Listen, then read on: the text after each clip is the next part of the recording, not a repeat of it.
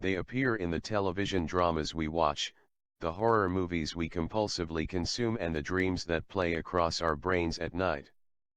Sometimes, we even encounter them, in their tangible form, in our own lives. But despite coffins ruling burials all over the globe, how much do you really know about these containers? Here's a start. The word coffin has its roots in the ancient Greek kophanos and Latin coffinus, meaning basket.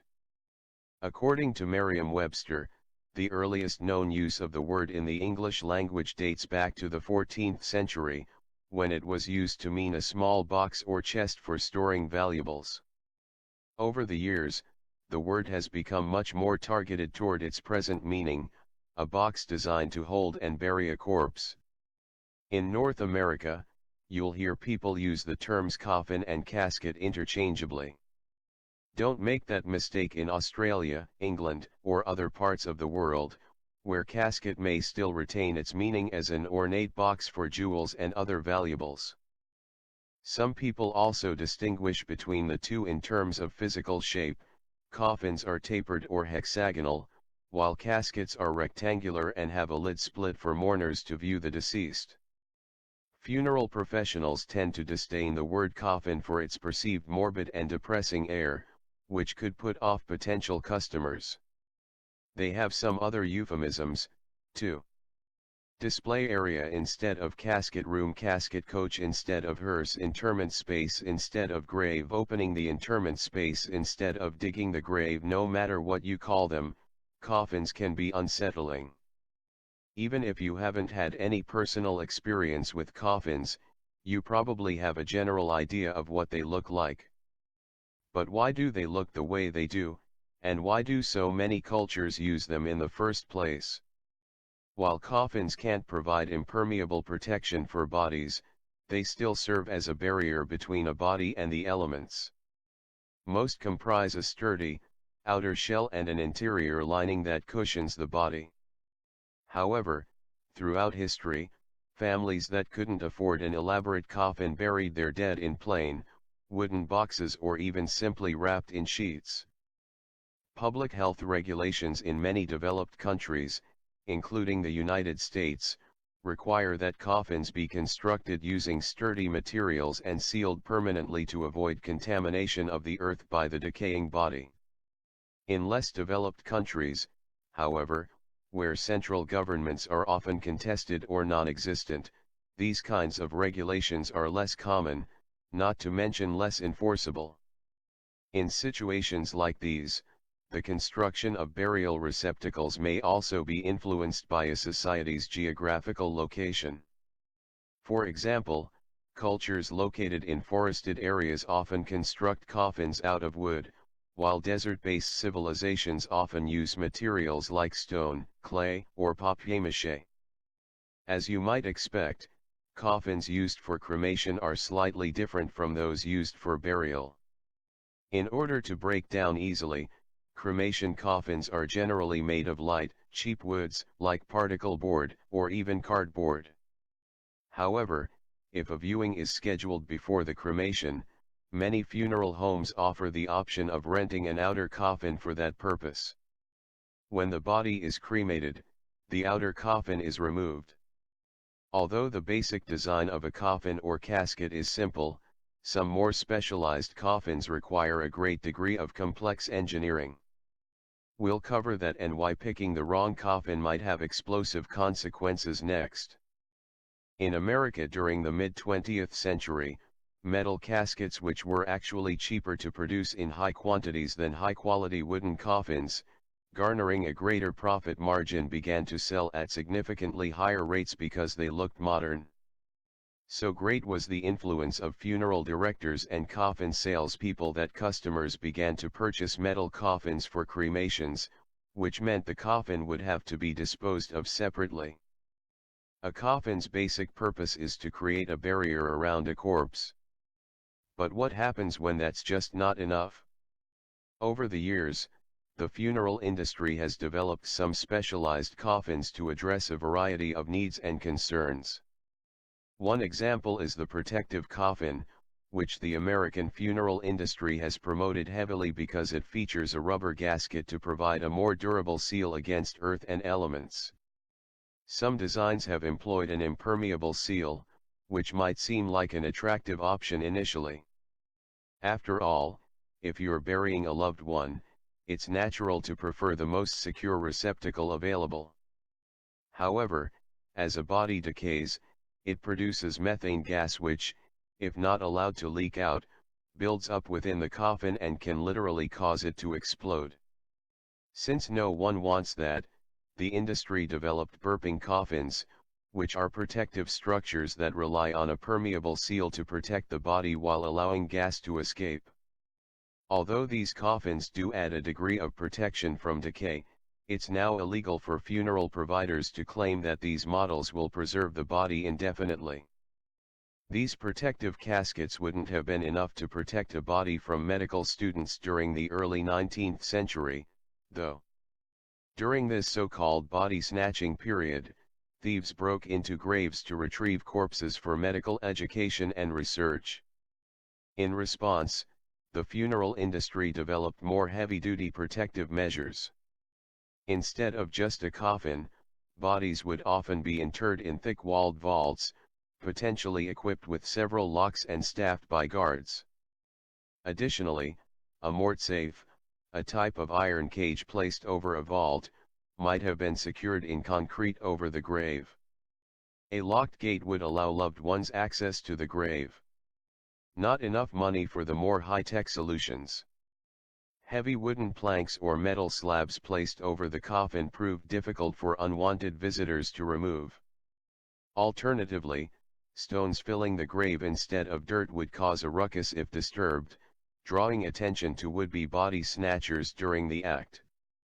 We'll share one more functional coffin innovation later on, but for now let's take a look at the flip side of coffin functionality, form.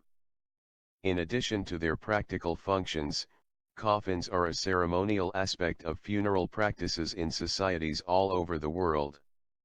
And, as you might suspect, different cultures have vastly different traditions when it comes to constructing and decorating coffins for their deceased. For example, in the US, relatively easy access to resource materials and formal funeral traditions have resulted in the popularity of elegant, high-quality coffin designs. Funeral homes will often stress respect for the dead as a selling point on a nice coffin. During the funeral, the coffin is often the centerpiece of the proceedings and is likely to be displayed for the mourners during or before the ceremony. In the modern Western world, coffins are generally made of a sturdy shell and a plush lining. The shell may be made from a hardy wood, often elm or oak, but sometimes cherry or mahogany or a heavy metal like steel, copper, or bronze. The lining may be made of taffeta, velvet, or a similarly rich, or rich-looking, material with polyester batting, similar to a couch cushion. And, just as funereal language is carefully calculated to increase customer comfort, so is coffin design. Many American coffins are produced in warm, or advancing, colors as opposed to cooler, or receding, colors that might be associated more viscerally with the concept of death. As sensitive as the funeral business is, it's still a business. One tactic that the funeral industry has used to sell more expensive coffins is to design inexpensive coffins to be intentionally unattractive, and sometimes downright ugly. People who want to bury their loved ones in style must therefore drop more cash to avoid what could be interpreted as sending a beloved friend or relative into the afterlife in a low-quality receptacle.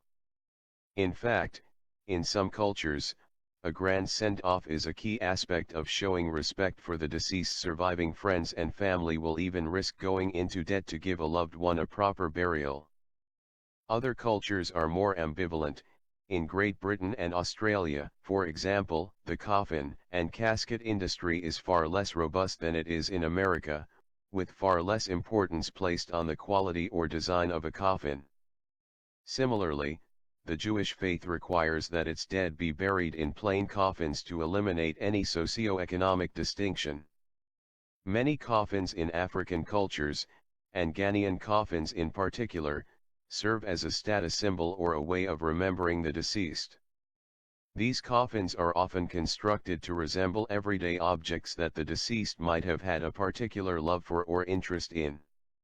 A businessman might be buried in a coffin resembling a luxury car, or a fisherman in a fish-shaped coffin. Ghanaian coffins are usually made of wood and are almost always brightly painted. One of the world's greatest unsolved coffin mysteries is the case of the hanging coffins of China, a phenomenon that has yet to be explained definitively. China's hanging coffins are a group of coffins in the Bacangao Valley, once numbering up to 280 but now closer to 100, which are tucked in caves and under cliffsides between 350 and 400 feet, 107 and 122 meters, high. Research has revealed that the coffins were left by the Bo people, an ethnic minority living in what are now the Sichuan and Yunnan provinces of China. Once among China's most common funeral practices, these wooden, unpainted, unadorned coffins date back to as early as 770 to 476 BCE.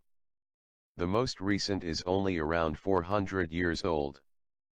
But how could an ancient civilization have engineered such a feat? And why? There's no lack of theories. Some posit that they created earthen ramps supported by planks or wooden scaffolding to allow them to reach the coffin's final resting places. However, although no explanation has been definitively established, the most widely accepted hypothesis today is that the Bo actually lowered the hanging coffins from above with ropes, marks of which have been found around the coffin's sites. So when so many cultures around the world bury their dead, why did the Bo choose to do virtually the opposite? In Chinese culture, ancestors are highly respected and even revered. Placing them at a location that is physically elevated allowed the living down below to look up to their ancestors in a literal sense. The culture's mythology states that deities reside on mountain tops, which are closest to paradise. By laying their dead to rest there, the living are essentially bringing their ancestors closer to their new home with the deities. But there's one society that no coverage of coffins would be complete without mentioning. We'll talk about history's most opulent coffins and burial practices next.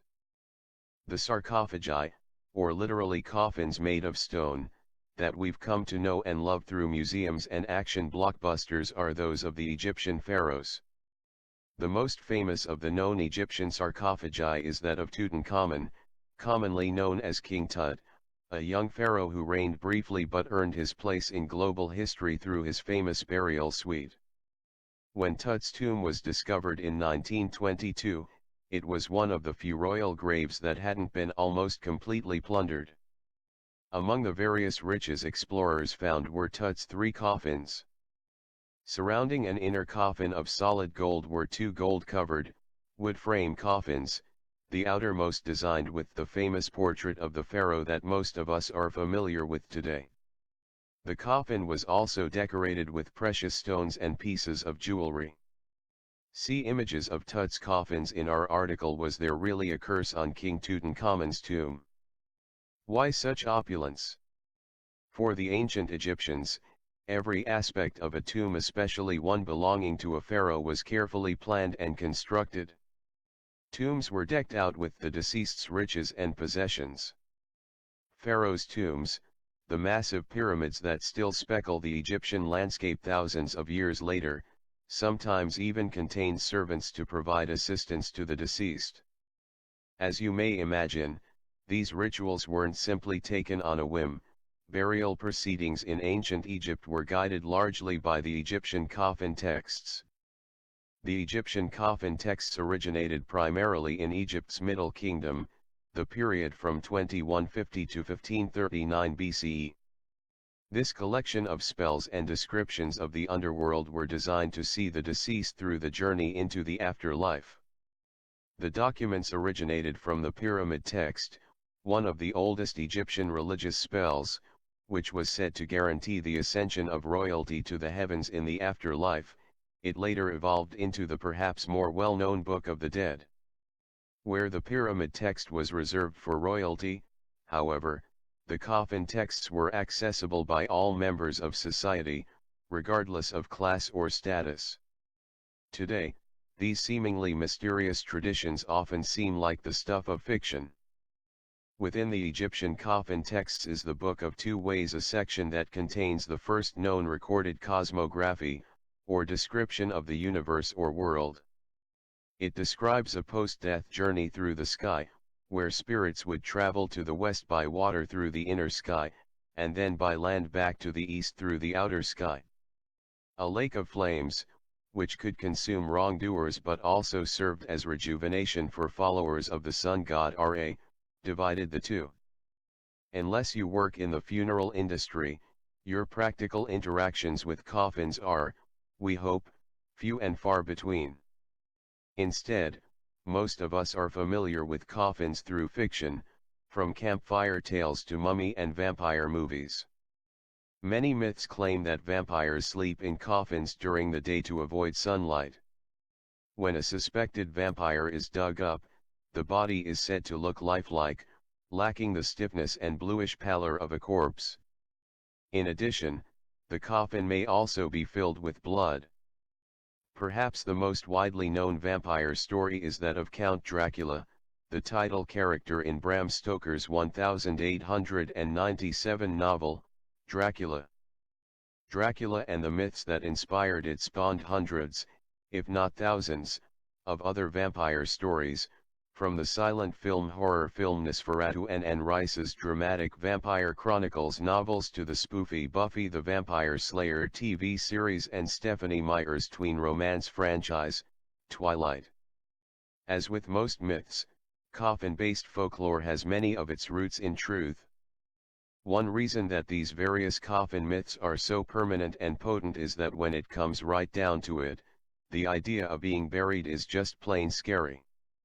And if being buried in general is that bad, being buried alive must be far worse.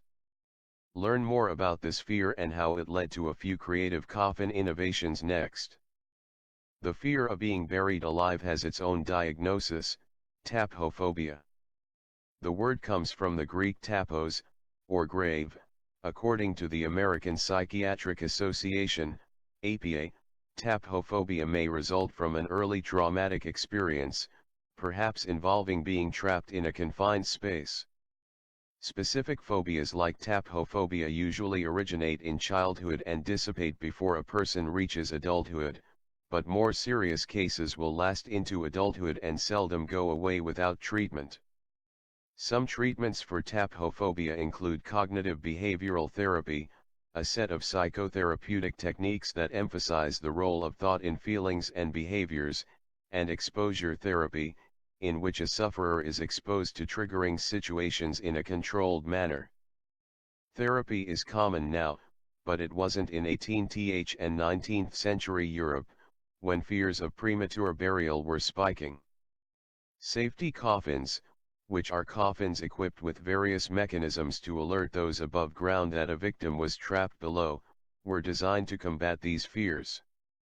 Some alert mechanisms included ropes that would ring the church bell or a smaller bell mounted on the grave, a flag that could be raised from below ground, and even small, long-fused firecrackers.